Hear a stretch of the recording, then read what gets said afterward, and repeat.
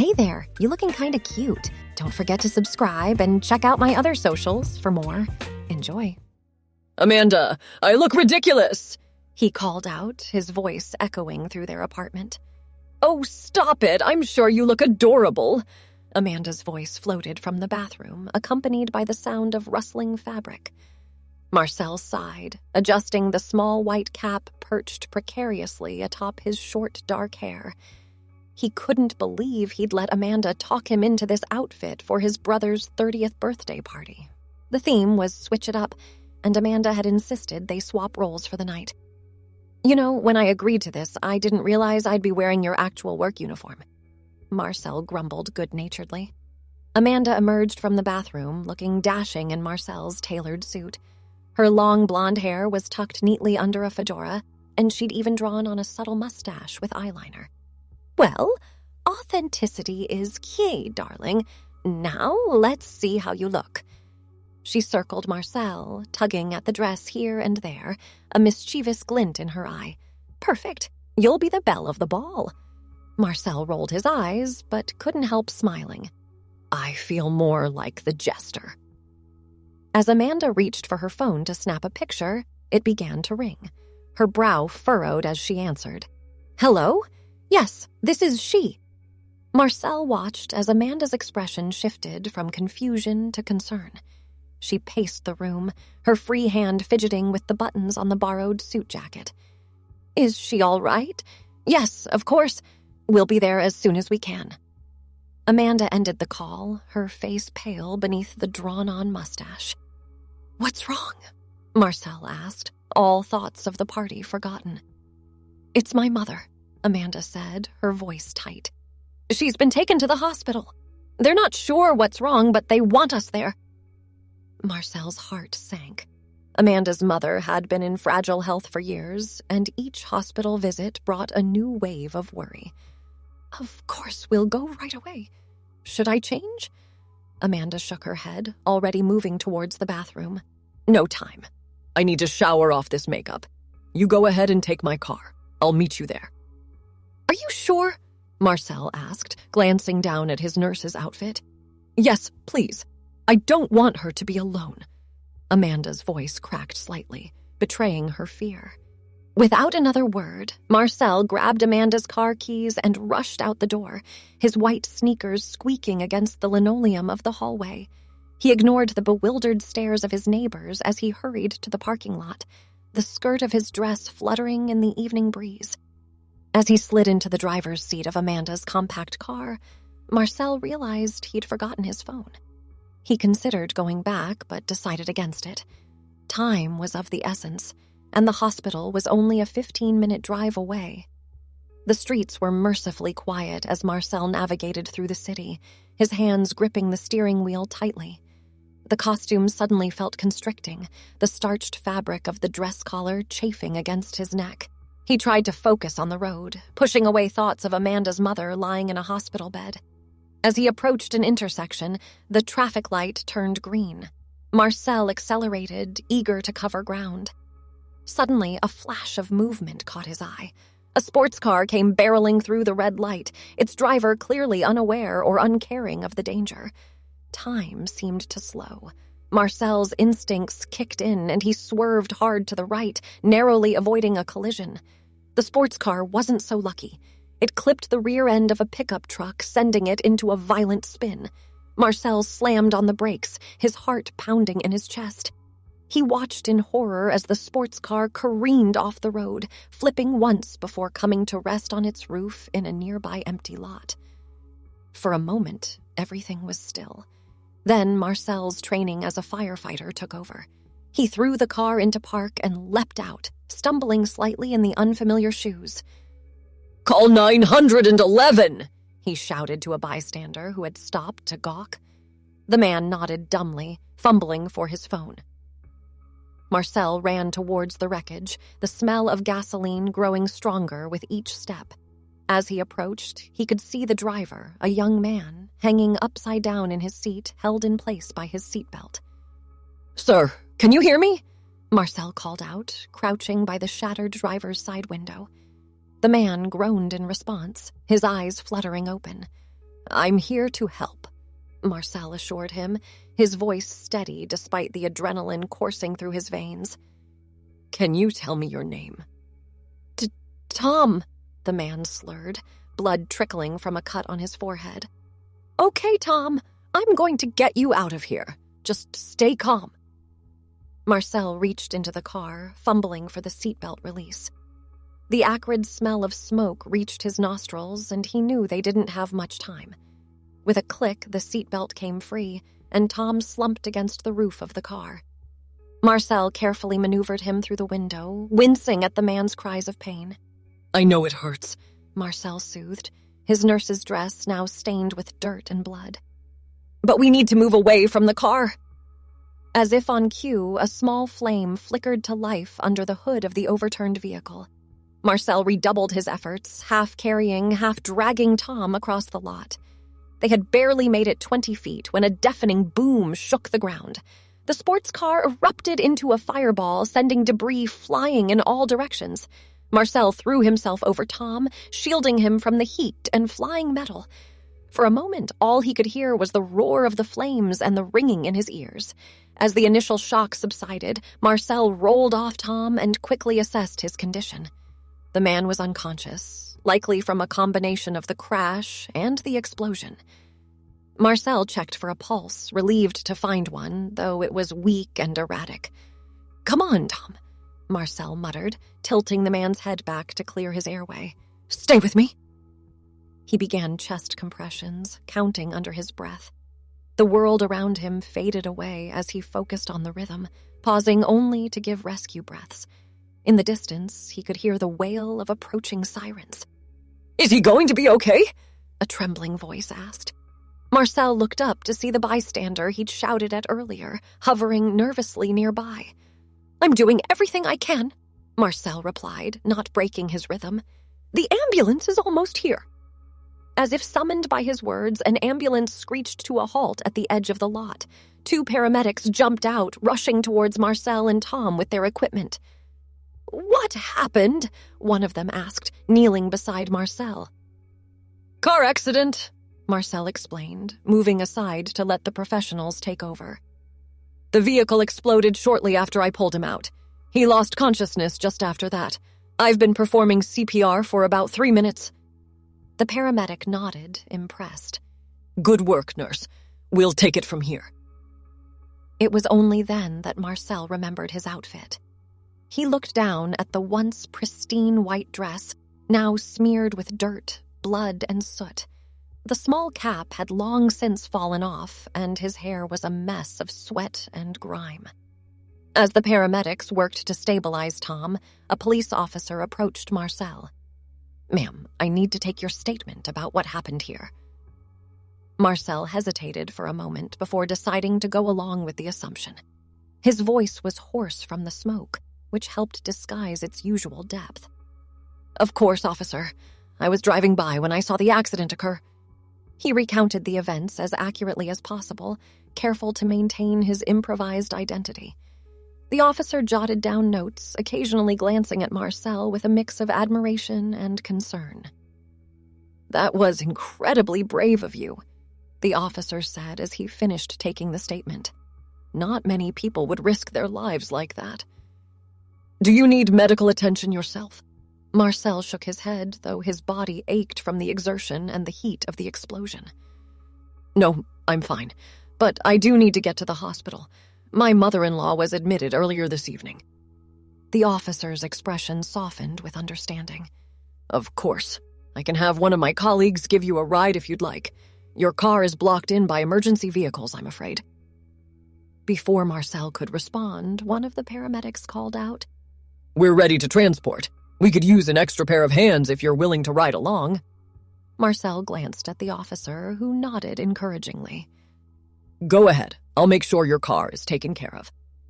Without further hesitation, Marcel climbed into the back of the ambulance. The interior was a flurry of activity as the paramedics worked to stabilize Tom.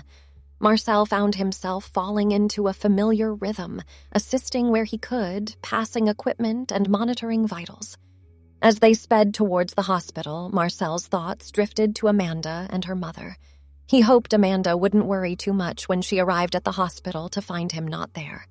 He had no way of contacting her, his phone left behind in their rush to leave. The ambulance pulled into the emergency bay, and Marcel helped the paramedics unload the stretcher. As they wheeled Tom into the ER, a doctor approached, quickly assessing the situation. "What do we have?" she asked crisply. One of the paramedics rattled off Tom's vitals and condition, adding, "This nurse pulled him from the wreckage and performed CPR until we arrived. She's been assisting during transport." The doctor's eyebrows rose as she took in Marcel's disheveled appearance. "Excellent work. We'll take it from here, but please stick around. We may need more information." Marcel nodded, suddenly feeling the weight of exhaustion settling over him. As the medical team whisked Tom away, he found himself at a loss. He needed to find Amanda and her mother, but he also felt responsible for Tom's well-being. A gentle hand on his arm startled him. He turned to see a kind-faced nurse looking at him with concern. "You look like you could use a cup of coffee and a change of clothes. Come with me." Grateful for the guidance, Marcel followed her to the staff lounge. She rummaged through a locker and produced a set of clean scrubs. "These should fit you. The showers are through that door if you want to clean up." "Thank you," Marcel said softly, accepting the clothes. "But I'm not actually—" The nurse waved off his protest. "Honey, after what you did tonight, you're one of us. Go get cleaned up. I'll have some coffee waiting when you're done." Too tired to argue, Marcel did as he was told. The hot water of the shower was a blessing, washing away the grime and soothing his aching muscles. As he changed into the borrowed scrubs, he caught sight of himself in the mirror. With his short hair and the androgynous nature of the scrubs, he could almost pass for a female nurse, albeit a rather tall and broad-shouldered one. Emerging from the shower room, Marcel found the kind nurse true to her word. A steaming cup of coffee waited for him, along with a sandwich from the vending machine. "I thought you might be hungry," she explained. "I'm Rita, by the way." "Thank you, Rita," Marcel said, gratefully accepting the offerings. "I'm He caught himself just in time. "Marcy." Rita smiled warmly. "Well, Marcy, you're quite the hero. That young man you saved is in surgery now, but the doctors are optimistic." Marcel felt a wave of relief wash over him. "That's wonderful news. Listen, Rita, I hate to ask, but I actually came here tonight because my mother-in-law was admitted. Is there any way you could help me find her?" "Of course, dear. What's her name?" "Eleanor Patel," Marcel supplied, taking a sip of the much-needed coffee. Rita's fingers flew over the computer keyboard. Yes. She's on the 3rd floor, room 312. Looks like she was admitted with chest pains, but her condition has stabilized." Marcel's shoulders sagged with relief. "Thank you so much. I should go up there." "Not so fast," Rita said, her tone gently chiding. "Finish your sandwich first. You need to take care of yourself, too." Knowing she was right, Marcel complied, wolfing down the sandwich in a few quick bites. As he stood to leave, Rita handed him a visitor's badge. "Here, this will keep anyone from questioning why you're wandering around. And Marcy, what you did tonight was extraordinary. You should be proud." Marcel felt a lump form in his throat, touched by the nurse's kindness. "Thank you, Rita, for everything."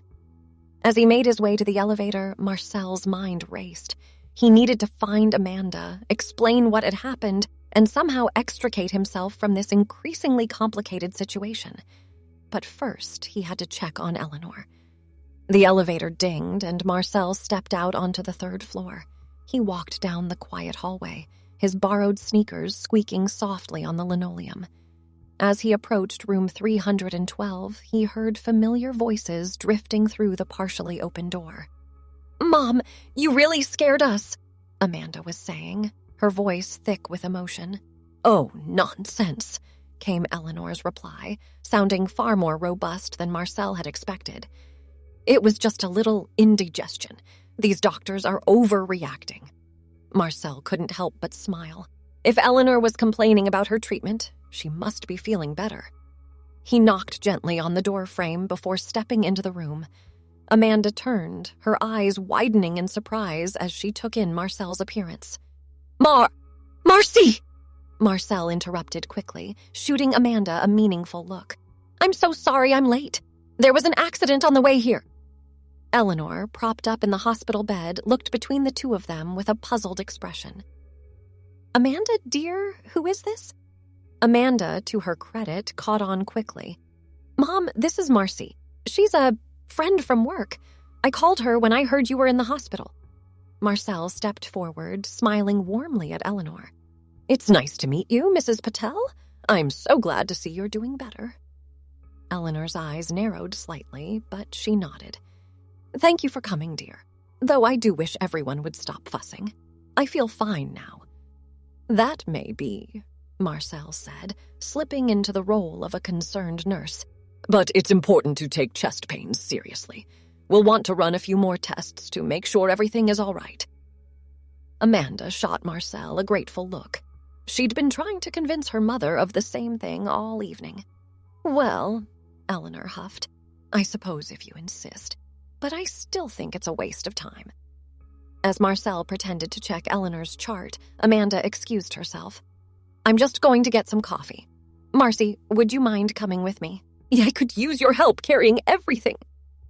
Once they were in the hallway, safely out of earshot, Amanda turned to Marcel, her eyes wide. What on earth happened to you, and why are you in scrubs? Marcel ran a hand through his still damp hair. It's a long story. There was a car accident and I had to help. Then I ended up riding in the ambulance and everyone thought I was a real nurse because of the costume and... Amanda held up a hand, a mix of amusement and concern on her face. Slow down? Are you okay? Marcel nodded. I'm fine, just a few bruises. But Amanda, I saved someone's life tonight. He's in surgery now, but they think he's going to make it. Amanda's expression softened, and she reached out to squeeze Marcel's hand. That's amazing. I'm so proud of you. But why didn't you tell them who you really are? Marcel sighed. It all happened so fast. By the time I realized how deep I was in, it seemed easier to just go along with it. I didn't want to complicate things while they were trying to save that man's life. Amanda nodded, understanding. Well, we'll have to come clean eventually. But for now, let's focus on my mom. The doctors want to keep her overnight for observation, but she's fighting it. I noticed, Marcel said with a wry smile. Don't worry, I'll back you up. Between the two of us, we should be able to convince her to stay. As they turned to head back to Eleanor's room, a commotion at the nurses' station caught their attention. Rita was there, talking animatedly with a group of reporters. The nurse who saved that young man's life? Oh yes, she was incredible, Rita was saying. Pulled him from a burning car and everything. She's here somewhere? Marcel felt his stomach drop. We need to get out of here, he whispered urgently to Amanda. But it was too late. Rita had spotted him. There she is, she called out, waving Marcel over. Come here, Marcy. These nice people want to hear your story. Amanda looked at Marcel, panic clear in her eyes. What do we do? Marcel took a deep breath, squaring his shoulders. I guess we tell the truth. It's the right thing to do. Hand in hand, they approached the group of eager reporters. Marcel cleared his throat, acutely aware of the absurdity of the situation.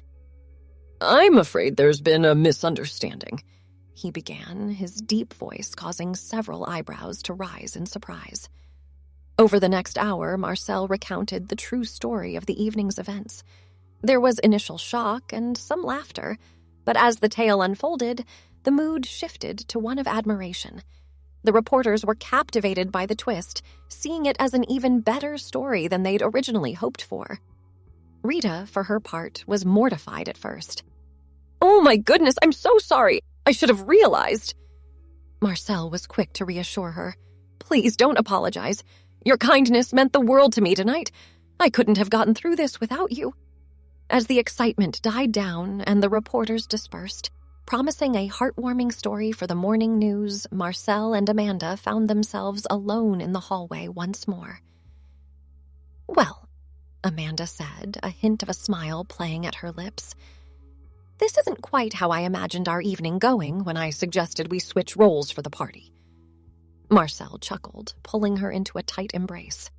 No, it certainly isn't. But you know what? I wouldn't change a thing. Amanda leaned back, looking up at him with love and pride shining in her eyes. Neither would I. Now, what do you say we go convince my mother to stay put for the night? Lead the way, Marcel said, gesturing dramatically. After all, I am your faithful nurse for the evening. Thanks for watching.